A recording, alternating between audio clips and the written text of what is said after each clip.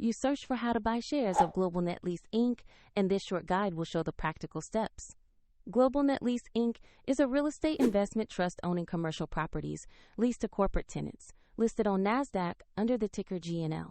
This is educational content only and not financial advice. To trade, you need a brokerage account.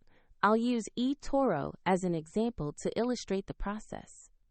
After registering, you usually must verify the account, typically providing a government ID, and you will need to add funds before placing a buy order. Use the platform's search bar and type the ticker GNL to find Global Net Lease Inc. Make sure you select the stock that matches the NASDAQ listing and double-check the company name before continuing. On the asset page, you will find basic company information and a price chart to review recent trading.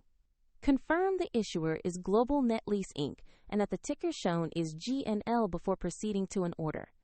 To invest, click the Buy or Trade button. Choose the amount you want to invest, then review the order details and confirm. If the market is closed, the order may execute when trading resumes, and if you lack sufficient funds, the platform will prompt you to add money before confirming. Once executed, your position will appear in your portfolio, where you can monitor it. For a quick link to the platform used in this demo, check the description below.